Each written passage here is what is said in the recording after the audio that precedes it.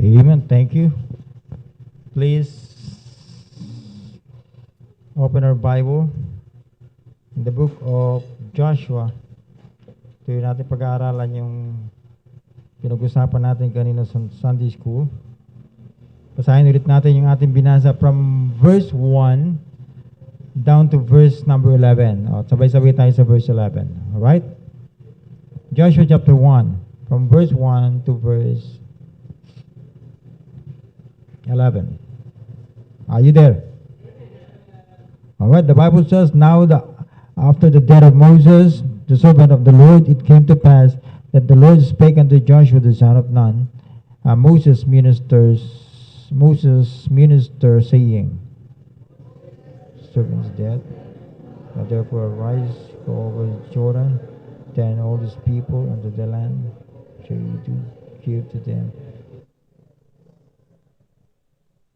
Every place that the sole of your foot shall tread upon, that have I given unto you, as I said unto Moses, in the wilderness and with Lebanon, and to the great river and river Euphrates, all the land of the Hittites, and to the great sea towards it going down the sun, shall become your coast.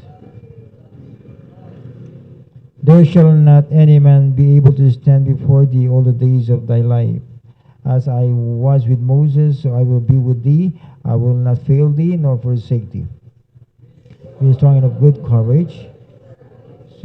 Shall the Bible inherit the land which I swear unto your fathers to give them. Only be thou strong and be courageous.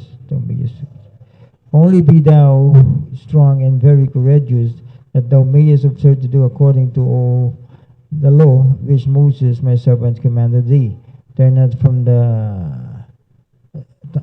it to the right hand or to the left, that thou mayest prosper wheresoever thou goest.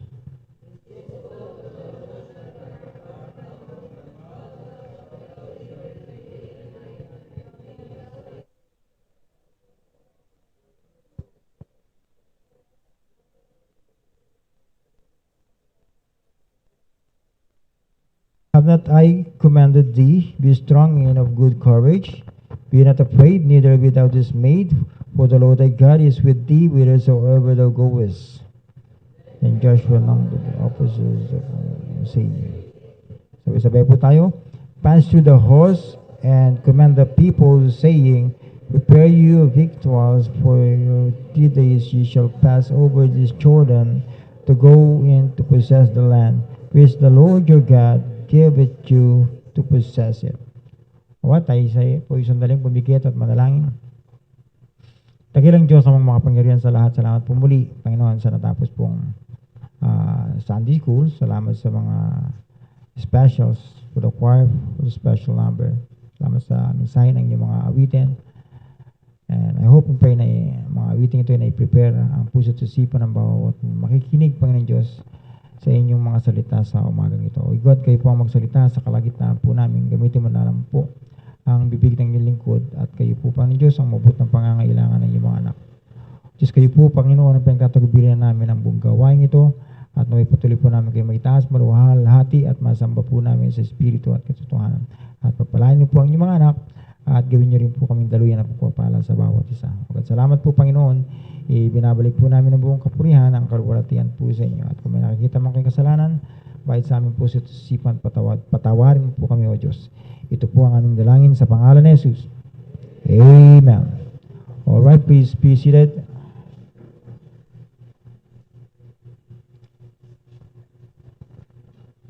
Alright, I hope you're ready. Sige. Mainit na talaga, kailangan na talaga natin ng ceiling. No? Kaya habang nandiyan pa ba si Maricel? Hanggang nandiyan si Maricel, may pag-asa tayo. Na marinig pa rin tayo ni Brother RJ. Amen. Sabi ko nga kaninang umaga, pinag-usapan natin ito, no, out of a million Israelites, no? Si Caleb and Joshua lang ang nakarating sa Promised Land. No? What a great privilege na sila lang among sa mga adult na nakapasok sa Promised Land. No? At makikita natin, sinabi na natin kanina sa verse 1, binasa naman na natin sa verse 1 to 5, that before Joshua lead the people of God, ay kinomission muna siya ng Panginoon. And tangan-tangan niya yung promises ng Diyos.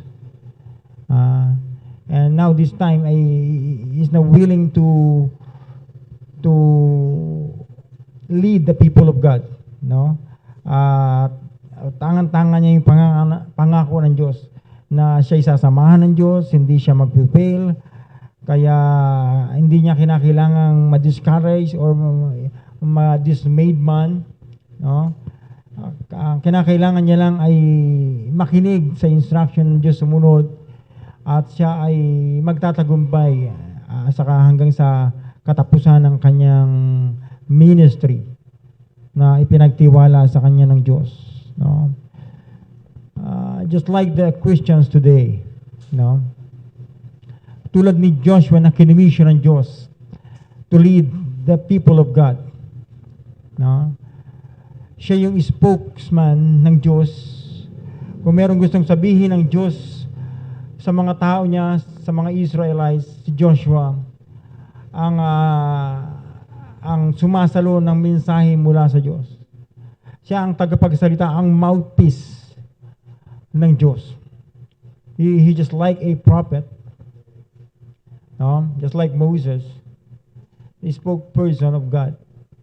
Siya ang nagpaparating ng mensahe para sa mga anak ng Diyos. So kaya nga, kinomission siya at sinabihan siyang, huwag kang matakot, sasamahan kita, hindi ka mag-fail, kahit kailan ay magtatagumpay ka. Amen? No? Hindi kita pababayaan, sabi ng Panginoon. Naalala niyo yan? Yan ang sinabi mismo ng Panginoon sa church. Amen? Naalala niyo ba? Christians, naalala niyo ba? Na yung church ang kinomission ng Panginoon. Go and preach the gospel. Go and tell all nations, baptizing them in the name of the Father and of the Son and of the Holy Ghost, and teaching them to observe all things whatsoever I have commanded you. And lo, I am with you always, even unto the end of the world. The same commission na tinanggap natin kay Joshua. Amen. So bakit tayo matatakot mag-pass out ng tracts? Bakit tayo matatakot mag-show, nag-soul winning o mag-share ng gospel? There's no reason to fear. There's no reason for us to be discouraged. Amen? Walang dahilan para tayo ay manghina. Pag nakakita tayo ng problema, ang laki ng problema ito. Pag nakakita tayo ng pangangailangan, nangihina na tayo. Pero may tagubilin ng Diyos. I will never forsake thee. I will never leave thee, nor forsake thee. I will always with you. Sabi ng Panginoon. And Lord, I'm with you always, even unto the end of the world. Biruin mo, si Moses may hangganan, tapos na yung kapanahonan ni Moses eh. Pero sa atin, hanggang sa katapusan ng sanglibutan, sasamahan tayo ng Diyos. Amen. And if this time, ito na yung huling panahon at paparito ng Panginoon, makikita natin ang mukha ng Panginoon, yan na yung katapusan na sinasabi ng Panginoon, na sasamahan niya tayo. Kung sakali man, mauna tayong mamatay, katulad ni Pastor Ed, patay na siya ngayon. Pero ganoon pa rin, ang pupuntahan natin ay isang lugar na kasama natin ng Panginoon. Amen. Amen. Nandun pa rin yung pangako ng Diyos na hindi tayo pababayaan ni iiwan man. Amen. Kaya nga, from verse 6 and verse 7, hindi ko nababasahin, binasa natin ito kaninang umaga eh. Verse 6, verse 7, and verse 9, ang Diyos ay paulit-ulit na ini-encourage si Joshua to be very courageous. Never be afraid. Or God simply saying, He has no reason to be discouraged. Because God is with him. Ang kinakailangan niya lang talaga ay makinig at sumunod sa bawat detalye ng instruction ng Diyos. And that's the same encouragement sa atin ng Diyos ngayon. Makinig lang tayo, nandito na yung salita ng Diyos, the complete revelation of God, yung instruction ng Diyos sa atin, nandito na. Ang gagawin lang natin, makikinig lang tayo at susunod tayo sa instruction ng Diyos. Amen. Kaya nga sabi niya sa verse 8, this book of the law shall not depart out of thy mouth, but thou shalt meditate therein day and night, that thou mayest observe to do according to to all that is written therein. For then thou shalt make thy way prosperous, and then thou shalt have good success. Of course, gusto natin maging successful sa buhay Kristiyanong ito. Amen? Pero nandito yung susi. This book of the law shall not depart out of thy mouth, but thou shalt meditate therein day and night. Kaya nga tayo mula umaga pa lang, meron na tayong exhortation sa umaga, meron pa tayong exhortation sa gabi, tuloy-tuloy meron pa tayong family time with God. Kapatid, pag tayo ay na-discourage pa, ibig sabihin nagkulang tayo. Hindi ang Diyos nagkulang ng instruction sa atin katulad ni Joshua. Si Joshua magaling makinig, magaling siyang sumunod sa salita ng Diyos, sa instruction ng Diyos. Amen. Kaya kung gusto natin, sabi niya that thou mayest observe to do according to all that is written therein. Para makita natin, maobserbahan natin, at tayo ay mabuhay, may sa buhay natin yung lahat ng nakasulat sa librong ito. Kasi ito ang magbibigay sa atin ng prosperous life, sabi ng Diyos kay Joshua. And thou shalt have good success. Amen. Good success. We want success. Sabi ko nga kanina hindi masusukat sa dami ng pera mo ang success. Kung paano ka sinamahan ng Diyos hanggang sa huling hininga mo, that is success. Kesa naman napakaganda ng pasimula mo, maayos, pero yung katapusan pangit. Mas maganda ng kahit pangit yung pasimula mo, basta maganda yung tapos. Amen. Lahat tayo may pangit na pinanggalingan. Lahat tayo may pangit na testimony before. Pero ngayon ang iniingatan natin yung katapusan. Ang mahirap madatnan tayo ng Panginoon. Napakaangkaang pa rin tayo sa buhay Kristiyano natin. Salamat sa Panginoon. Mula sa pagbabackslide, nandito nga ngayon. Nakabalik ka sa sentro ng kalooban ng Diyos at ninanamnam mo ngayon bawat salita ng Diyos. Bless God. Amen. Now, sabi niya sa verse 10, then Joshua commanded the officers of the people, saying, now Joshua is ready to lead the people. Kaya nga sabi sa verse 11,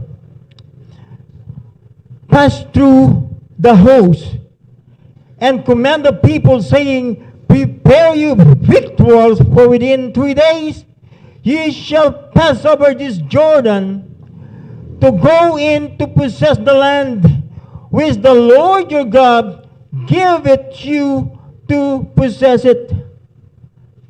Sabi ni Joshua, for within 3 days, within 3 days, you shall pass over Jordan.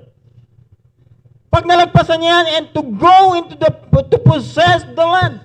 So that pag nalagpasan niyan, ayan na, nandiyan na kayo sa promised land, you can now possess the land which the Lord your God promised you to possess. Amen? So I want to talk to you on the subject, the urgency of crossing over Jordan. The urgency of crossing over Jordan. No? Sabi ni Joshua, for within 3 days, there is an urgency. For within 3 days, there is an urgency in crossing over Jordan. Joshua's time frame in passing over Jordan is only 3 days. Mayroong purpose kung bakit 3 days. And they will be in the promised land within 3 days. Bakit alam ni Joshua pagdating sa promised land, hindi magtatapos doon. Meron pa silang battles, marami pa silang battles na kinakailangan pagtagumpayan. Marami pang battles na kinakailangan nilang ma-overcome. That's why there is an urgency in crossing Jordan or over Jordan. It must be within 3 days. They should reach the promised land. It is just Joshua's faith and commitment to lead the people of God that within 3 days they will be in the promised land and ready to face the battle against their enemies. That's why the urgency of crossing over Jordan. Ang tanong, ano nga bang relevance nito? Istorya na to sa buhay Kristiyano natin. Meron ba? I hope we could relate our life in this story. Habang pinag-aaralan natin ang istoryang ito. Kaya sabi ko, the urgency of crossing over Jordan. The first thing, the need to cross over from the old sinful life to a new Christian life. Ulitin ko. This urgency. We need to cross over. Tawirin ba? From the old sinful way, the old sinful life, to a new Christian life. This is the urgency that in a short period of time, we need to cross over our old sinful ways, going to our new righteous living. Amen. Kapatid, nung tayo inaligtas, may inaasahan sa atin ng Diyos. Meron tayong tatawirin o meron na tayong natawid somehow. Kaya nga sabi ni Paul sa Corinto, sa mga taga-Corinto, in 2 Corinthians chapter 5 verse 17, if any man be in Christ, he is a new creature. All things are passed away. Behold, all things are become new. Ibig sabihin, pag ikaw ay naligtas, ang normal process, i-cross mo talaga yung old sinful ways mo to a new righteous living. New righteous Christian living. Ayop na intindihan nyo na yung pinag-uusapan natin. Anong relasyon na the urgency of crossing over Jordan? Kaya nga may time frame, merong urgency. Amen. Pero ang tanong ko, how long? How long it takes you to cross over your Jordan River? How long? How long it takes you to cross over your old simple way to a new Christian life, to a new righteous Christian living? Hanggang kailan ka tatawid, kapatid? Bakit parang ang bagal mo naman? Ano ka, pagong? Buti nga yung pagong dire-diretso eh. Hanggang sa makatawid.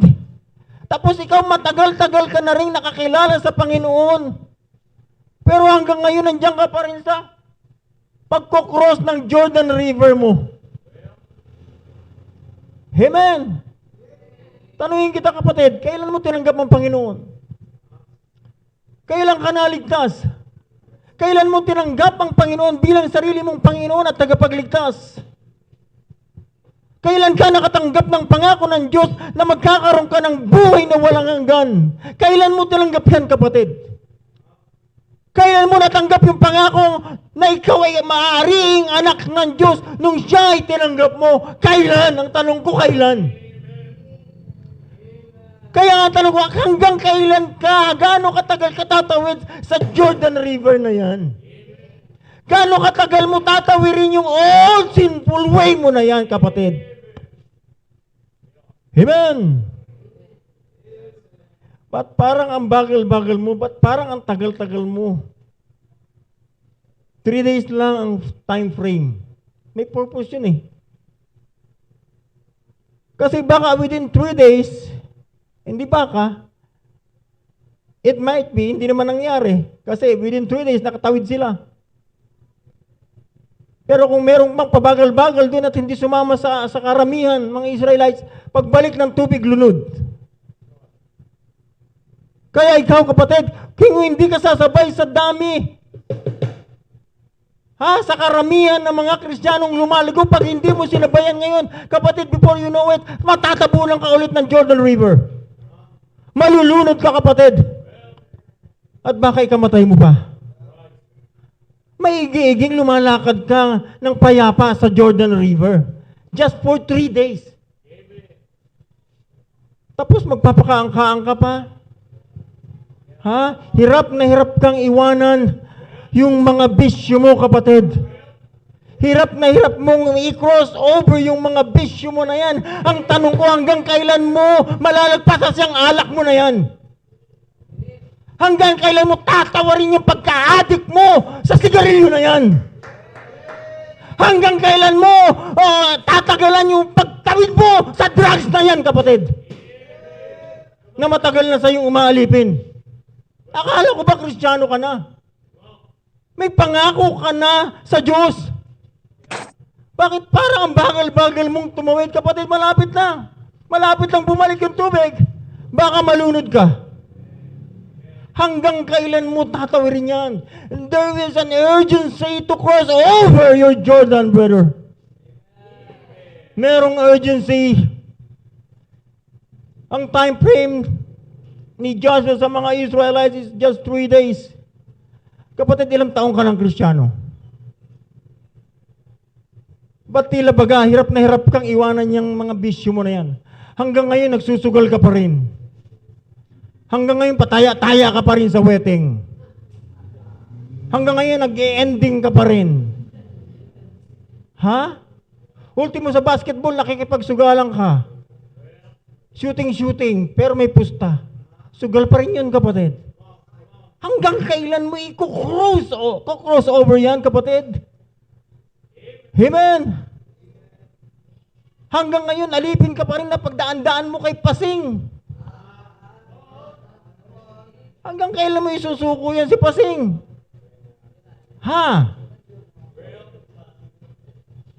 Amen. Madami na naman si Pasing dito. Kapatid, hanggang kailan mo i-cross over mo yung pagka-addict mo sa ML na yan? Meron ngayon kahit mga Kristiyano, addict pa rin sa... Pag humarap na sa cellphone niya at nag-ML na, wala na siyang matinong kausap. Sana nakita niyo yung pinorward ni Ma'am Tang sa group chat natin. Yung mga addict sa ML, hanggang sa wala naman silang cellphone.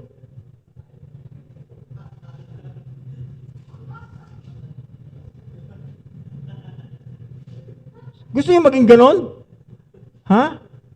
Gusto niyo bang maging ganoon o habang meron ka napapakinggang salita ng Diyos, hanggat maaga, i-cross over mo na yan. Lagpasan mo na yan, kapatid. Bago ka pa mapahamak. Nakakaawa pati mismo mga tatay, imbis na pagdating sa bahay, kakausapin yung kanyang misis, kakausapin yung kanyang mga anak, kukumustahin yung kanyang mga anak, hindi ang hawak cellphone, iPad.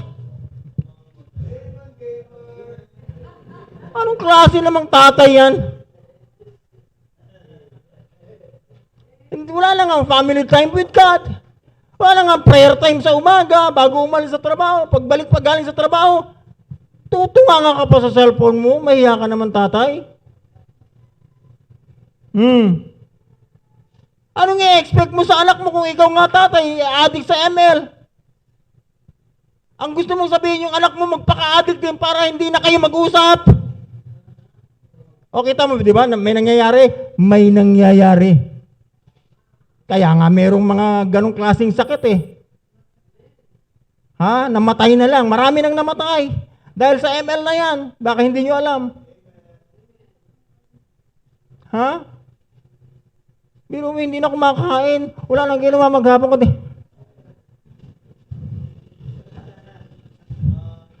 Ano-ano na lang pesto.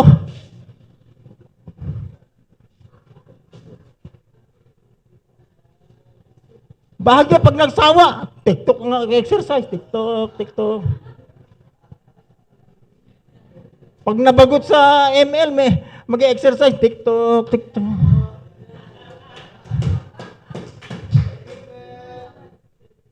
Di ba? Nangyayari. Kaya nga maraming bata ngayon, hindi na halos mapansin ng kanilang mga magulang eh. Pag nagtitiktok, nakahubad na rin. Eh bakit yung nakikita niya nagtitiktok to, mga nakahubad eh? Eh di siyempre gagayahin. Ha? Kaya kayo mga magulang, pag pinabayaan niyo yung mga anak na laging hawak kay cellphone, kala mo mas busy pa sa'yo, hindi mo na makausap. Ay, i-check niyo palagi yung cellphone nila. Kung anong ginagawa. Baka, kung hindi ML, baka may ka-chat yan. Ha? May chatmate yan. Lagi niyang kausap, dito na me, where na you? Ha? O laging may sinusundan yan na live sa kanyang cellphone. Addict din sa pag-iidolo ng mga unbelievers na entertainer dyan. Ha? I hope na naunawaan niyo po yung aking sinasabi. We need to cross over this Jordan. Hanggang kailan? Hanggang kailan mo i-cross over yan? Bakit tila baga hanggang ngayon ay marami ka pa rin inaaksayang oras sa cellphone mo na yan. Imbis na marami kang magawa sa bahay, maglaba, magluto, maglinis. Wala kang nagawang paglilinis, ni hindi ka nakapagluto. Bakit? Dahil sa kaadikan mo sa cellphone na yan o sa gadget na yan, hindi ko alam kung anong ginagawa mo. Maaring hindi ML. Eh ano, kung hindi ML? Online sabong. Biruin mo pati mga babae, dati ang nakikita ko lang sa sabungan, mga lalaki. Logis! Ngayon nakita mo sa online sabong mga babae. Mga nanay. Tumataya sa online sabong, marami. Ay, good night. Biruin mo yan. Nag-aaksaya ng panahon, nag-aaksaya ng pera. Imbis na pambili na lang ng bigas, itataya pa sa sabong, baka madoble. Ayun, doble nga. Dobleng gutom. Talo eh. Bakit? Lamang naman talaga ang talo sa sugal. I've been there. Galing ako dyan. Nung araw, pusoy dos at tong-its. Kaya kong makipagpusoy dos at tong-its magdamagan, walang tulog-tulog. Kaya ko yun. Hanggang kinabukasan, hanggang gabi ulit, kaya ko yun. Pero may nanalo ba ako? Hindi. Mas lamang yung talo kesa panalo. Tapos pag nanalo ka, hindi pa sila ng balato sa'yo. Pag nagbalato ka, parang ganun din. Alam mo sino nanalo sa sugalan? Yung nagpapasugal. Yung tong. Kita nyo, naubos na lahat ng pera ng mga nagsusugal. Yung pera nila nandun lahat sa tong. Hindi nag-iisip yung mga nagsusugal. Hindi nag-iisip itong mga naninigarilyo. Samantalang pag tinignan mo yung kahanan ng sigarilyo, cigarette smoking is dangerous to your health. Hindi ba nila nabasa yon? Hindi ba sila marunong magbasa? Hindi ba nila nakita yung mga picture doon ng mga scientific na facts na dulot ng sigarilyo? Cancer sa baga, cancer sa ugat, cancer sa utak, cancer sa nguso, sa dila, lahat ng cancer pinanggalingan ng sigarilyo. In fact, mas marami pang namatay sa sigarilyo na yan kaysa sa COVID-19. Tapos yung tao takot na takot sa COVID. Ayoko lumabas. Ayoko pumunta sa simbahan, baka ako mahawa ng COVID. Ang lakas naman manigarilyo. Pero hindi siya takot sa usok ng sigarilyo. Hindi siya takot sa pag-inom ng alak. Marami na ako nakitang napahamak dahil sa alak. Marami na ako nakitang napahamak dahil sa drugs.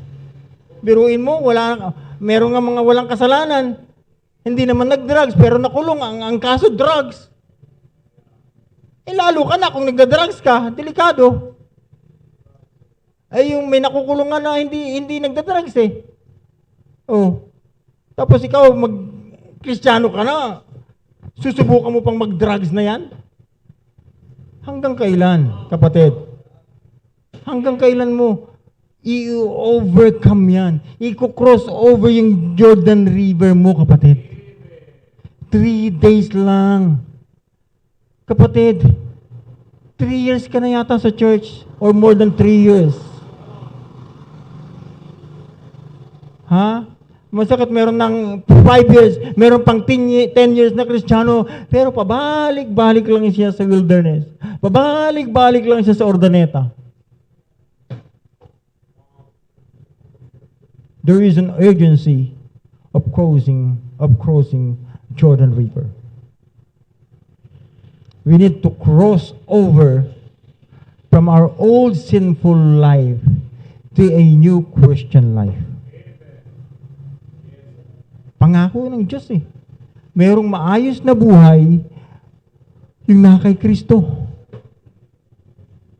Amen. May bagong buhay yung nakay Kristo. Amen. Kapatid, may magandang plano ang Diyos sa buhay mo. Kaya nga pinapatawid ka niya mula sa lumang makasalanang buhay mo para magkaroon ka ng bagong buhay na nakay Kristo. Amen. Kailangan mong matawid yan sa lalong madaling panahon, kapatid. Malapit nang pumarito ang Panginoon. Baka madatnan ka ng pagparito ng Panginoon. Kailangan mo, bakit? Kasi pagdating mo sa promised land, I'm not saying sa Zion, sa promised land in heaven, sa pagdating mo, pagkatapos mo makross over yung mga vices na yan, yung mga bagay na nagpapabagal ng paglago mo, matapos malagpasan yan, meron ka pang kakaharapin na maraming problema. Maraming pang battle ikaw madadatnan along the way. Kung yung pagkukross pa lang ng Jordan River mo, hirap ka na. Usad pagong ka, kapatid. 3 taon ka ng Kristiyano, hindi mo pa rin ma-let go yung bisyo mo. Hanggang kailan? Ha? Pastor, bawal po talaga mag-ML? Wala naman sa Bible yan, bawal mag-ML. Hindi mo makikita yan. Pero ang tanong ko, ilang oras ang ini-spend mo dyan at ilang oras ang ini-spend mo para sa Panginoon? I-weigh mo. Rational ba? Yung pag-i-spend mo, meron ka bang profit na nakukuha dyan sa ginagawa mo na yan? Kung yan ay hindi para sa Panginoon, sinong nakikinabang? Kung hindi natutuwa ang Diyos, sino kaya ang natutuwa? Amen. Kapatid, we need to cross over our Jordan River. We need to cross over. There is an urgency of crossing over Jordan. We need to cross over from the old sinful way, from our old sinful life to a new righteous living. Amen. This time, binibigyan ka na ng instruction ng Diyos. Kung paano mo maku-cross over yung old sinful way mo na yan. All you need to do is listen carefully and follow His instruction. Kapatid, isiguraduhin ko sa iyo, kung nakikinig ka, kung nandiyan ka man sa virtual, at nandito ka ngayon, you're in the right place. Nasa tamang lugar ka na. Nasa tamang crowd ka na. Tama yung mga kasama mo. May tama kang Biblia. Patuloy ka lang manalangin. At sumama sa lahat ng exhortation. Patuloy lang natin nga sundan ang programa ng ating church. And before you know it, na-crossover mo na yung Jordan River mo na yan. Amen. The urgency of crossing over Jordan. There is an urgency. Kapatid, 3 days. Don't make it 3 years or more. Si Apostol Pablo nga, pagkatapos niya makakilala, 3 days siya nabulag. After 3 days, nagpipreach na siya ng salita ng Diyos. Is it possible mangyari sa atin? It's very possible. Pero hindi naman natin hinahanap yun eh. Yung agarang pagbabago. Kasi ang pagbabago ng buhay Kristiyano natin, wala naman sa kamay ng kapwa Kristiyano natin. Yan ay nasa kamay ng Diyos ayon sa pagsunod natin sa instruction ng Diyos. Kaya nga ang tanong, gaano ka na sumusunod sa instruction ng Diyos? Kung kaya hindi mo malagpas-lagpasan niyang, ay nako kapatid, hanggang kailan? Aantayin mo pa ba talagang makulong ka? Tignan mo, hindi ka na nagda-drugs. Napagkamalang kang nagda-drugs. Dahil ang kasama mo, mga drug addict. Nakulong ka. Kung hindi maganda yung testimony mo sa pamilya mo, at hindi ka dalawin dun sa kulungan, paano ka na ngayon? Buti kung diretso ka sa munti, may pagkain na kaagad. Kung dyan lang sa mga city jail, walang libreng pagkain dyan. Yung pagkain manggagaling sa pamilya mo, di dobleng pahirap mo sa pamilya mo. Kung walang madadalang pagkain sa'yo, di gutom ka. Kung gutom ka, di mamamayat ka. Pag namayat ka, di patay ka. Sige daw, mag-isip kang mabuti kapatid.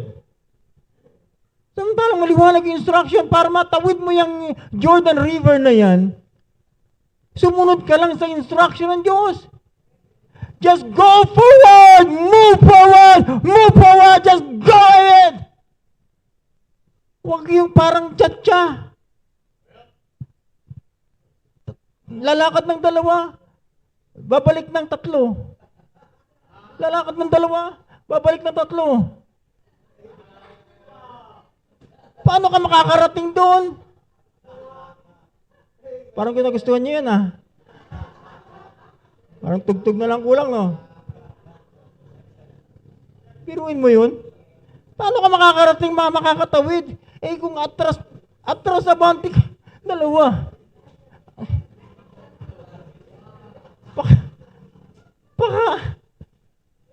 Kapatid, hanggang kailan? Hanggang kailan? How long will I suffer you? Sabi ng Panginoon. Hanggang kailan kita iintindihin? Tandaan mo, yung nagkandamatay sa wilderness, 10 beses lang nila tinempt ang Diyos. And they're gone. Ang bihira, natatandaan ko, hindi lang 10 beses mo tinitempt ang Diyos Hindi lang 10, kahit ako magbibilang, hindi lang 10. Pero buhay ka pa rin ngayon. Pasalamat ka't buhay ka pa rin ngayon. God is still giving you a chance to reform. Just follow His instruction. Kapatid, nandito yung mga taong totoong nagmamalasakit sa iyo, totoong nagmamahal sa iyo. Huwag mong hanapin sa labas. Pag nakulong ka, hindi ka dadalawin ng mga barkada mo. Sigurado ako. Dadalawin ka para bigyan ka ulit ng arbor? No way. Ha?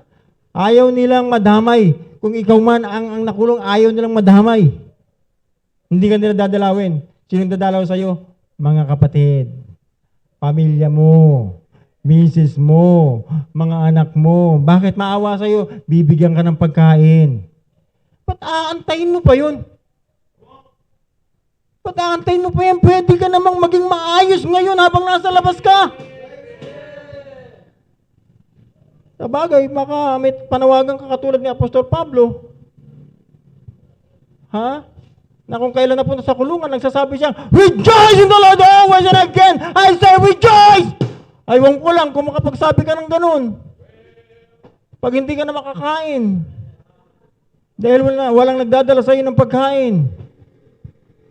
Kapatid, mahal ka ng Diyos. This is especially made for you. Mga anak, ito sabi ko nga may kausap akong young people. Kayong mga, alam nyo yung tama at mali. No? At alam nyo, kailangan yung sumunod sa tama. Sumunod lang kayo sa tama. Kahit na maraming hindi sumusunod sa tama. Ang mahalaga ikaw, huwag kang magpapa-apekto sa hindi gumagawa ng tama. Ano ka, may tama ka rin? Hayaan mo nang mag-isa lang siyang may tama. Pero ikaw nasa tama. Mamuhay ka lang ng tama sa harapan ng Diyos. Huwag parang may tama, adik. Kung magiging maayos kang bata at hindi ka maapektuhan ng hindi gumagawa ng tama, ikaw ay gagawa ka pa rin ng tama dahil yung responsibility, anak, ay sumunod, rumispeto sa mas matanda sa'yo kahit hindi ang karespeto, siya sa ibigay mo lang yung respeto. Kasi ganito yun pag hindi mo siya nirespeto, dahil hindi siya karespeto, natanggap mo na yung reward mo. Tapos na. Wala nang ipaghihiganti sa iyo ang Diyos. Ha? Pero kung gagawa ka ng maayos sa Diyos, tapos gagawan ka ng hindi maganda na itong tao na to, ang Diyos ang magdidil sa kanya. I hope you're getting my point. Amen. So tulungan natin itong mga taong hindi makagawa ng tama. Dahil sila may tama. Tulungan natin kung paano nila ma-overcome yung Jordan River nila. Kung maaari, pwede natin silang hilahin. Halika na kapatid, kinakailangan natin makatawid bago tayong matabunan ng tubig na yan.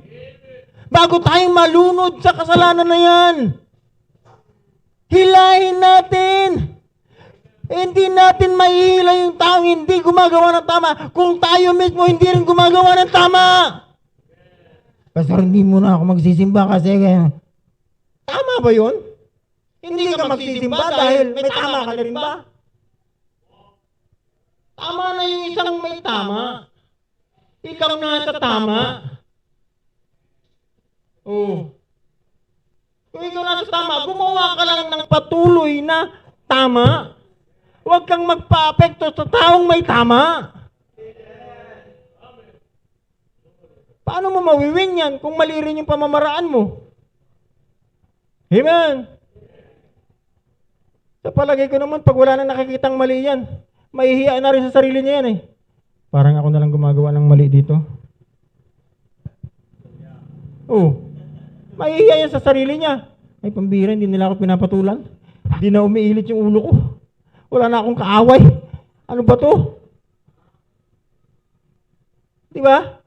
Eh kung wala na siyang kaaway, isasamahan na kayo niyan. Wala na siyang kaaway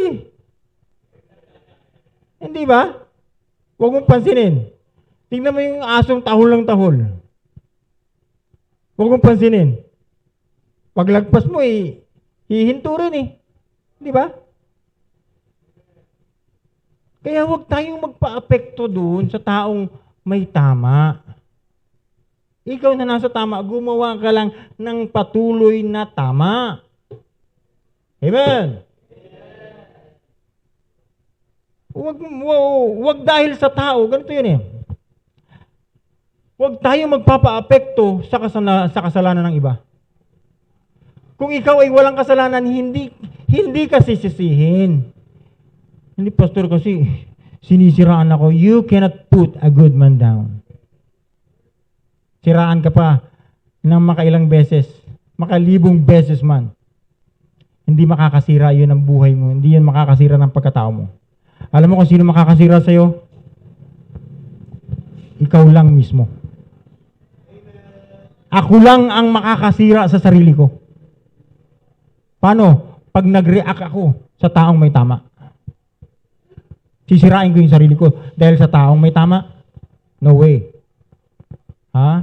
Yung commitment ko sa Panginoon, ako'y tatawid ng Jordan River, i-cross over ko to. Bakit? Dahil doon sa promised land, meron pa akong battle na kakaharapin. I need to be courageous. Kailangan ko manindigan sa pananampalatayang ito so that marami ako may influensyahan na ibang tao. Lalo na kung magulang tayo, maraming mga batang sumusunod sa atin na makakaapekto ng kanilang buhay Kristiyano. Fathers who are the leaders of the home, they need us to lead them. Paano pag hindi nag-lead yung fathers? You mother. Mothers, take charge. You lead your children. Hayaan mo yung asawa mo na yan na pasaway. Just continue to do good in the sight of God. And before you know it, magkakasama na ulit kayo niyan sa paggawa ng tama.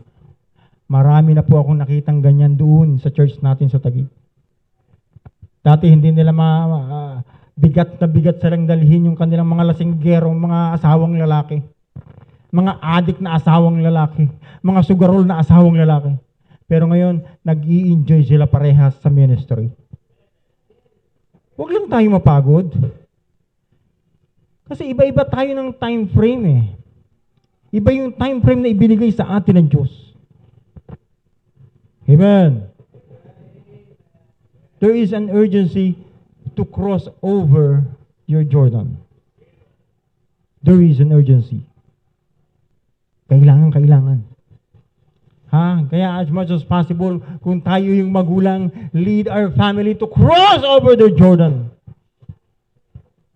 Huwag natin silang mahayaan sa kanilang buhay ng katamaran. Sa umaga ayaw natin silang gisingin dahil naaawa tayo sa kanila. Pastor, kasi puyat, kaya naawa akong gisingin.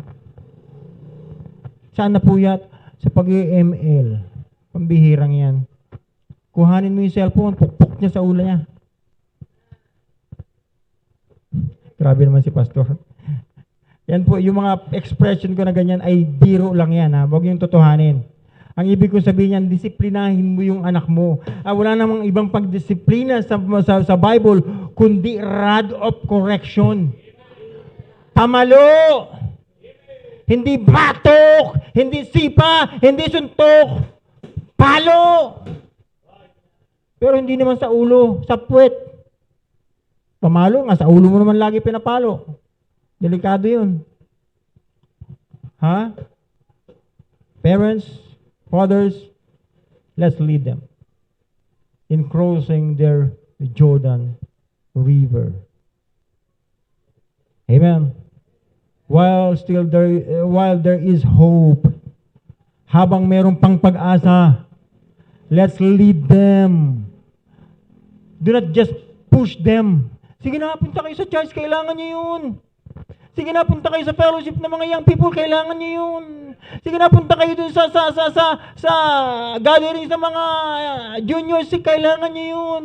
Magulang, higit kang nangangailangan ng salita ng Diyos. Don't just push them, but lead them. Lead them. Lead them. Halika dito, anak. Sumba tayo.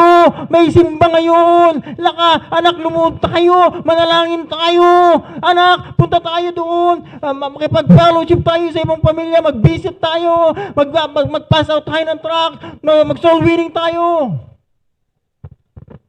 Lead them. Do not just push them. Mahirap ka push mo sa kanila, maging pusher yan.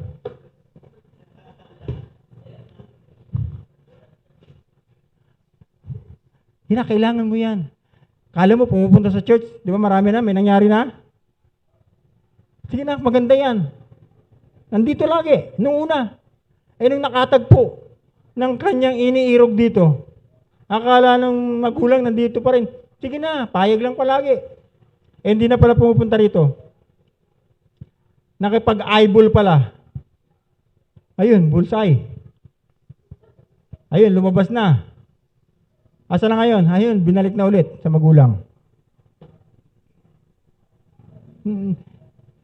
Kapatid, hindi nila nakikita yung nakikita natin magulang. Kung bakit sila wina-warningan beforehand. Yun ay para sa protection nila. Kaya kayong mga young people na rito, kung makikinig lang kayo sa instruction, protection nyo ito. Hindi kayo mapapahamak, sumunod lang kayo. There is an urgency in crossing over Jordan. It should be 3 days only. Don't make it 3 years. Tignan mo yung Israelites. 40 days lang sana sila maglalakbay sa wilderness. And nandun na sila sa promised land. Pero it took them 40 years. Bakit? Ang titigas ng ulo eh. Yun ba gusto mong mangyari sa iyo? Kristiyano? Ha? Antay mong tumabingi yung mukha mo bago ka maglingkod sa Panginoon? Tumabingi yung lakad mo bago ka maglingkod sa Panginoon? Bago mo sasabihin, gusto ko magsimba. Dalhin niyo ako sa church. Sige, antayin mo maging ganyan ka. Buti kung pagtiisan ka ng pamilya mong ilagay sa wheelchair at dalhin sa church. Baka iwanan ka sa bahay. Bahala ka dyan sa buhay mo. Magsisimba kami. Mamamatay ka na lang sa sama ng loob. Bakit? Ayaw mong ayusin ngayon habang matino pa ang isip mo. Habang meron ka pang buong katawan. Meron ka pang maayos na paningin. Meron ka pang ayos na lakad. Nakakapaghanap buhay ka pa. Ayusin mo na, kapatid, before it's too late. There is an urgency to cross over Jordan. I hope the message is clear. I hope the message is clear. Tayo pong lahat ay tumayo.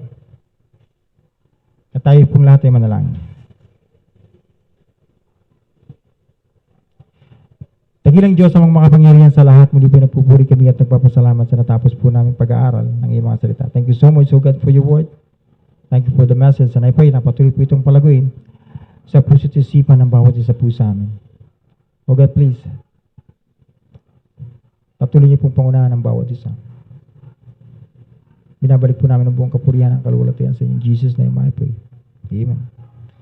Kung saan bahagi man tayo kinausap ng Panginoon sa mensaheng ito, bakit hindi tayo lumapit sa Panginoon at makipag-usap tayo sa Panginoon?